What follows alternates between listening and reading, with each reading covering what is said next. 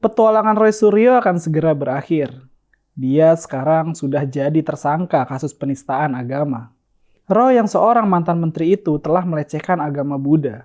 Selama ini Roy selalu menyinyir dan tidak menunjukkan kelasnya bahwa dia seorang yang terpelajar. Orang-orang yang selalu menganggap Roy ini kebal hukum, sosok yang dijuluki netizen sebagai dewa panci itu bebas berbuat semaunya. Mungkin tujuan Roy hendak melecehkan Jokowi, karena gambar stupa patung Borobudur diganti dengan wajah Jokowi dengan gestur yang merendahkan. Tapi ternyata Roy salah memilih lawan. Umat Buddha merasa tokoh suci mereka direndahkan.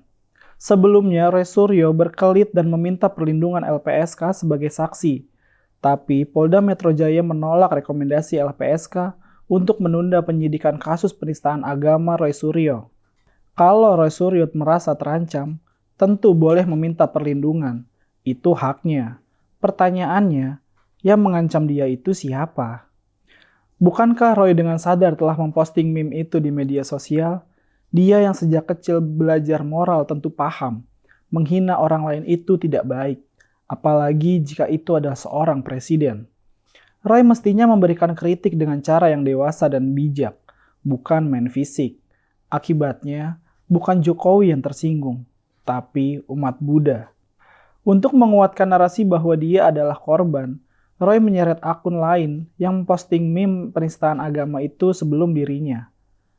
3 orang pemosting meme itu telah dilaporkan Roy ke polisi. Mirip anak kecil. Roy mencoba mencari kambing hitam atas kesalahan yang telah dia lakukan sendiri. Apes memang berada di satu kubu dengan Roy ini. Jika tidak mujur, nasibnya bisa seperti pemosting meme stupa sebelum Roy itu. Roy mengajak teman. Mereka ikut diseret pada kasus penistaan agama. Mungkin dengan begitu Roy berharap hukum akan berbalik. Dia tidak lagi menjadi pelaku, melainkan korban meme stupa yang sudah tersebar sebelumnya. Tapi logika ini jelas bermasalah. Karena Roy itu katanya ahli telematika. Dia pasti tahu suatu gambar hasil editan atau bukan. Sebagai mantan menteri, dia juga berpendidikan tinggi dan paham bahwa kelakuan itu jelas melanggar hukum dan moral.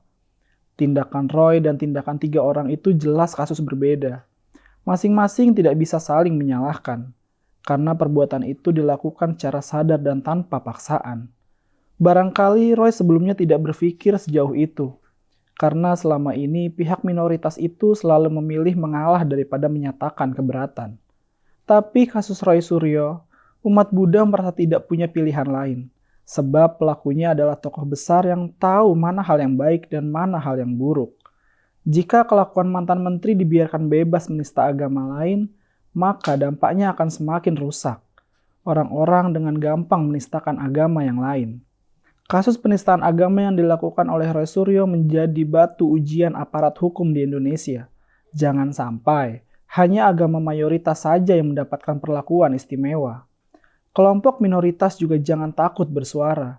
Kalau ada oknum yang menistakan agama, merendahkan tokoh suci, segera laporkan ke polisi, karena semua sama di hadapan hukum.